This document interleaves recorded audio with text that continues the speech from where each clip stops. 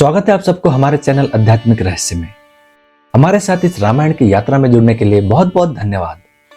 अगर आप पहली बार हमारे चैनल पे आए हो तो प्लीज चैनल को सब्सक्राइब जरूर करें। तो चलिए शुरू करते हैं। बालकांड 14वां सर्ग। कैकेयी के राजा को सत्य पर दृढ़ रहने के लिए प्रेरणा देकर अपनी वरों की पूर्ति के लिए दुराग्रह दिखाना। महर्षि वशिष्ठ का अंतःपुर के द्वार पर आगमन और सुमंत्र को महाराज के पास भेजना। राजा की आज्ञा से सुमंत्र का श्री राम को बुलाने के लिए जाना। इक्ष्वाकु नंदन राजा दशरथ पुत्र शोक से पीड़ित हो पृथ्वी पर अचेत पड़े थे और वेदना से छटपटा रहे थे। उन्हें इस अवस्था में देखकर पापिनी कैकेयी इस प्रकार बोली, महाराज, आपने मुझे 2 वर देने की प्रतिज्ञा की थी और जब मैंने उन्हें मांगा तब आप इस प्रकार सन्न होकर पृथ्वी पर गिर पड़े, मानो कोई पाप करके पछता रहा हो। यह क्या बात है? आपको सत्पुरुषों की मर्यादा में स्थिर रहना चाहिए। धर्मज्ञ पुरुष सत्य को ही सबसे श्रेष्ठ धर्म बताते हैं। उस सत्य का सहारा लेकर मैंने आपको धर्म का पालन करने के लिए ही प्रेरित किया है। पृथ्वीपति राजा सैब्य ने बाज पक्षी को अपना शरीर देने की प्रतिज्ञा करके उसे दे ही दिया और देकर उत्तम गति प्राप्त कर ली। इसी प्रकार तेजस्वी राजा अलर्क ने वेदों के पारंगत विद्वान ब्राह्मण को उसके याचना करने पर मन में खेद न लाते हुए अपनी दोनों आंखें निकाल कर दे दी थी। सत्य को प्राप्त हुआ समुद्र सत्य का ही अनुसरण करने के कारण पर्व आदि के समय भी अपनी छोटी सी सीमा तट भूमि का भी उल्लंघन नहीं करता। सत्य ही प्रणव रूप शब्द ब्रह्मा है, सत्य में ही धर्म प्रतिष्ठित है, सत्य ही अविनाशी वेद है और सत्य से ही परम ब्रह्मा की प्राप्ति होती है।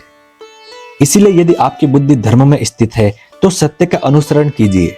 साधु शिरोमणि, मेरा मांगा हुआ वर सफल होना चाहिए क्योंकि आप स्वयं ही उस वर के दाता हैं। धर्म के भी अभिष्ट फल की सिद्धि के लिए तथा मेरी प्रेरणा से भी आप अपने पुत्र श्री राम को घर से निकाल दीजिए। मैं अपने इस कथन को 3 बार दोहराती हूं। आर्य, यदि मुझसे की हुई इस प्रतिज्ञा का आप पालन नहीं करेंगे तो मैं आपसे परित्यक्त होकर आपके सामने ही अपने प्राणों का परित्याग कर दूंगी। इस प्रकार कैकेयी ने जब निशंक होकर राजा को प्रेरित किया तब वे उस सत्य रूपी बंधन को वैसे ही नहीं खोल सके। उस बंधन से अपने को उसी तरह नहीं मुक्त कर सके जैसे राजा बलि इंद्र प्रेरित वामन के पास से अपने को मुक्त करने में असमर्थ हो गए थे। 2 पहियों के बीच में फंसकर वहां से निकलने की चेष्टा करने वाले गाड़ी के बैल की भांति उनका हृदय उद्भ्रांत हो उठा था और उनके मुख की कांति भी फीकी पड़ गई थी। अपने विकल नेत्रों से कुछ भी देखने में असमर्थ से होकर भूपाल दशरथ ने बड़ी कठिनाई से धैर्य धारण करके अपने हृदय को संभाला और कैकेयी से इस प्रकार कहा, पापिनी, मैंने अग्नि के समीप सांगुष्ठम ते गुणनामी सो भक्ताय हस्तनम इत्यादि वैदिक मंत्र का पाठ करके तेरे जिस हाथ को पकड़ा था उसे आज छोड़ रहा हूं। साथ ही तेरे और अपने द्वारा उत्पन्न हुए तेरे पुत्र का भी त्याग करता हूं। देवी, रात बीत गई। सूर्योदय होते ही सब लोग निश्चय ही श्री राम का राज्याभिषेक करने के लिए मुझे शीघ्रता करने को कहेंगे। उस समय जो सामान श्री राम के अभिषेक के लिए जुटाया गया है उसके द्वारा मेरे मरने के बाद श्री राम के हाथ से मुझे जलांजलि दिलवा देना, परंतु अपने पुत्र सहित तू मेरे लिए जलांजलि न देना। पापाचारिणी, यदि तू श्री राम के अभिषेक में विघ्न डालेगी तो तुझे मेरे लिए जलांजलि देने का कोई अधिकार न होगा।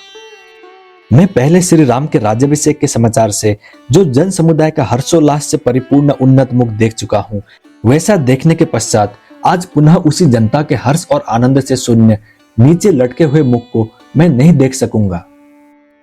महात्मा राजा दशरथ के कैकेयी से इसी तरह की बातें करते करते ही चंद्रमा और नक्षत्र मालाओं से अलंकृत वो पुण्यमयी रजनी बीत गई और प्रभात काल आ गया। तदंतर बातचीत के मर्म को समझने वाली पापाचारिणी कैकेयी रोष से मूर्छित सी होकर राजा से पुनः कठोर वाणी में बोली, राजन, आप विष और शूल आदि रोगों के समान कष्ट देने वाले ऐसे वचन क्यों बोल रहे हैं? इन बातों से कुछ होने जाने वाला नहीं है। आप बिना किसी कलेश के अपने पुत्र श्री राम को यहां बुलवाइए। मेरे पुत्र को राज्य पर प्रतिष्ठित कीजिए और श्री राम को वन में भेजकर मुझे निष्कंटक बनाइए, तभी आप कृतकृत्य हो सकेंगे। तीखे कोड़े की मार से पीड़ित हुए उत्तम अश्व की भांति कैकेयी द्वारा बारंबार प्रेरित होने पर व्यथित हुए राजा दशरथ ने इस प्रकार कहा, मैं धर्म के बंधन में बंधा हुआ हूं। मेरी चेतना लुप्त होती जा रही है, इसलिए इस समय मैं अपने धर्मपरायण परम प्रिय ज्येष्ठ पुत्र श्री राम को देखना चाहता हूं। उधर जब रात बीती, प्रभात हुआ, सूर्यदेव का उदय हो गया और पुण्य नक्षत्र के योग में अभिषेक का शुभ मुहूर्त आ पहुंचा। उस समय शिष्यों से घिरे हुए शुभ गुण संपन्न महर्षि वशिष्ठ अभिषेक की आवश्यक सामग्रियों को संग्रह करके शीघ्रता पूर्वक उस श्रेष्ठ पुरी में आए। उस पुण्य वेला में अयोध्या की सड़कें झाड़ बुखार कर साफ की गई थी और उन पर जल का छिड़काव हुआ था। सारी पुरी उत्तम पताकाओं से सुशोभित थी। वहां के सभी मनुष्य हर्ष और उत्साह से भरे हुए थे। बाजार और दुकानें इस तरह सजी हुई थी कि उनकी समृद्धि देखते ही बनती थी। सब और महान उत्सव हो रहा था। सारी नगरी श्री रामचंद्र जी के अभिषेक के लिए उत्सुक थी। चारों ओर चंदन, अगर और धूप की सुगंध व्याप्त हो रही थी। इंद्र नगरी अमरावती के समान शोभा पाने वाले उस पुरी को पार करके श्रीमान वशिष्ठ जी ने राजा दशरथ के अंतःपुर का दर्शन किया, जहां सहस्त्रों ध्वजाएं फहरा रही थी। नगर और जनपद के लोग वहां भरे हुए थे। बहुत से ब्राह्मण उस स्थान की शोभा बढ़ाते थे। छड़ीदार राजसेवक तथा सजे सजाए सुंदर घोड़े वहां अधिक संख्या में उपस्थित थे। श्रेष्ठ महर्षियों से घिरे हुए वशिष्ठ जी परम प्रसन्न हो उस अंतःपुर में पहुंचकर उस जन समुदाय को लांघकर आगे बढ़ गए। वहां उन्होंने महाराज के सुंदर सचिव तथा सारथी सुमंत्र को अंतःपुर के द्वार पर उपस्थित देखा, जो उसी समय भीतर से निकले थे। तब महातेजस्वी वशिष्ठ ने परम चतुर सुत पुत्र सुमंत्र से कहा, सुत, तुम महाराज को शीघ्र ही मेरे आगमन की सूचना दो। उन्हें बताओ कि श्री राम के राज्याभिषेक के लिए सारी सामग्री एकत्र कर ली गई है। ये गंगा जल से भरे कलश रखे हैं। इन सोने के कलशों में समुद्रों से लाया हुआ जल भरा हुआ है। ये गुलर की लकड़ी का बना हुआ भद्रपीठ है, जो अभिषेक के लिए लाया गया है।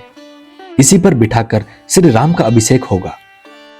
सब प्रकार के बीज, गंध, भांति भांति के रत्न, मधु, दही, घी, लावा या खील, कुश, फूल, दूध, 8 सुंदरी कन्याएं, मत्त गजराज, 4 घोड़े वाला रथ, चमचमाता हुआ खड़ग, उत्तम धनुष, मनुष्य द्वारा ढोई जाने वाली सवारी, पालकी आदि, चंद्रमा के समान श्वेत छत्र, सफेद चंवर, सोने की झारी, सुवर्ण की माला से अलंकृत ऊंचे डील वाला श्वेत पीत वर्ण का वृषभ, 4 दांडों वाला सिंह, महाबलवान उत्तम अश्व, सिंहासन, व्याघ्र चर्म, समिधाएं, अग्नि, सब प्रकार के बाजे, वारांगनाएं, श्रृंगार युक्त सौभाग्यवती स्त्रियां, आचार्य, ब्राह्मण, गौ, पवित्र पशु पक्षी, नगर और जनपद के श्रेष्ठ पुरुष अपने सेवक गणों सहित प्रसिद्ध प्रसिद्ध व्यापारी, ये तथा और भी बहुत से प्रियवादी मनुष्य बहुसंख्यक राजाओं के साथ प्रसन्नता पूर्वक श्री राम के अभिषेक के लिए यहाँ उपस्थित हैं।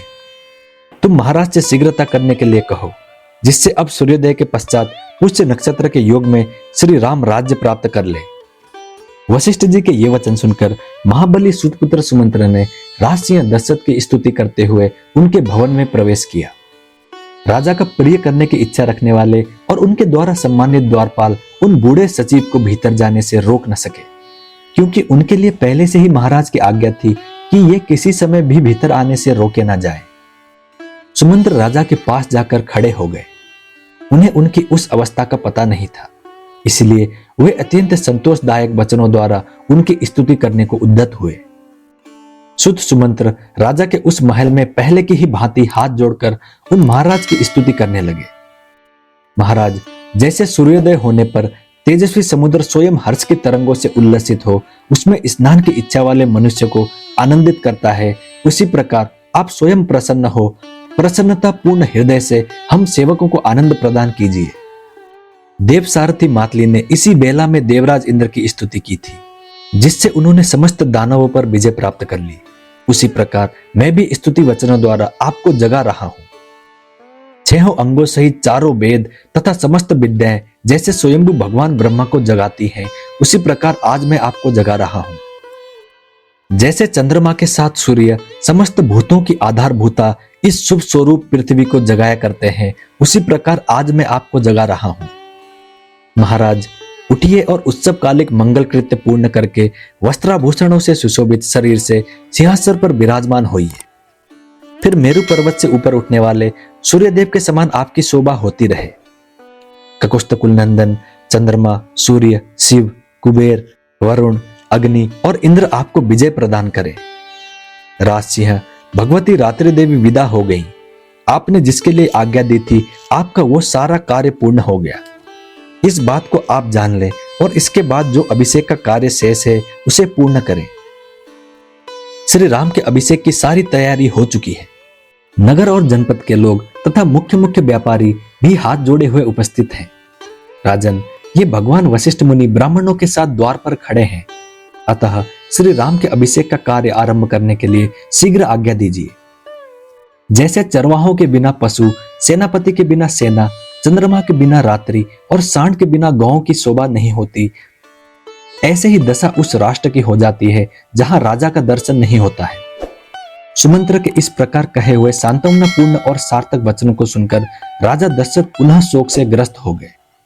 उस समय पुत्र के वियोग की संभावना से उनकी प्रसन्नता नष्ट हो चुकी थी। शोक के कारण उनके नेत्र लाल हो गए थे। उन धर्मात्मा श्रीमान नरेश ने एक बार दृष्टि उठाकर सुत की ओर देखा और इस प्रकार कहा, तुम ऐसी बातें सुनाकर मेरे मर्म स्थानों पर और अधिक आघात क्यों कर रहे हो? राजा के ये करुण वचन सुनकर और उनकी दीन दशा पर दृष्टिपात करके सुमंत्र हाथ जोड़े हुए उस स्थान से कुछ पीछे हट गए। जब दुख और दीनता के कारण राजा स्वयं कुछ भी न कह सके, तब मंत्रणा का ज्ञान रखने वाली कैकेयी ने सुमंत्र को इस प्रकार उत्तर दिया, सुमंत्र, राजा रात भर श्री राम के राज्याभिषेक जनित हर्ष के कारण उत्कंठित होकर जागते रहे हैं। अधिक जागरण से थक जाने के कारण इस समय उन्हें नींद आ गई है। अतः सुत, तुम्हारा भला हो, तुम तुरंत जाओ और यशस्वी राजकुमार श्री राम को यहां बुला लाओ। इस विषय में तुम्हें कोई अन्यथा विचार नहीं करना चाहिए। तब सुमंत्र ने कहा, भामिनी, मैं महाराज की आज्ञा सुने बिना कैसे जा सकता हूं? मंत्री की बात सुनकर राजा ने उनसे कहा, सुमंत्र, मैं सुंदर श्री राम को देखना चाहता हूं, तुम शीघ्र उन्हें यहां ले आओ। उस समय श्री राम के दर्शन से ही कल्याण मानते हुए राजा मन ही मन आनंद का अनुभव करने लगे। इधर सुमंत्र राजा की आज्ञा से तुरंत प्रसन्नता पूर्वक वहां से चल दिए। कैकेयी ने जो तुरंत श्री राम को बुला लाने की आज्ञा दी थी, उसे याद करके वे सोचने लगे, पता नहीं ये उन्हें बुलाने के लिए इतनी जल्दी क्यों मचा रही है। जान पड़ता है श्री रामचंद्र के अभिषेक के लिए ही ये जल्दी कर रही है। इस कार्य में धर्मराज राजा दशरथ को अधिक आयस करना पड़ता है, शायद इसीलिए ये बाहर नहीं निकलते। ऐसा निश्चय करके महातेजस्वी सुत सुमंत्र फिर बड़े हर्ष के साथ श्री राम के दर्शन की इच्छा से चल पड़े। समुद्र के अंतर्वर्ती जलाशय के समान उस सुंदर अंतःपुर से निकलकर सुमंत्र ने द्वार के सामने मनुष्यों की भारी भीड़ एकत्र हुई देखी। राजा के अंतःपुर से सहसा निकलकर सुमंत्र ने द्वार पर एकत्र हुए लोगों की ओर दृष्टिपात किया। उन्होंने देखा बहुसंख्यक पुरवासी वहां उपस्थित थे और अनेकानेक महाधनी पुरुष राजद्वार पर आकर खड़े थे। इस प्रकार श्री वाल्मीकि निर्मित आर्ष रामायण आदि काव्य के अयोध्या कांड में 14वां सर्ग पूरा हुआ। मैं उम्मीद करता हूं श्री राम जी आपकी सारी मनोकामनाएं पूरी करें। जय श्री राम, जय हनुमान। अब मिलते हैं अगली वीडियो में।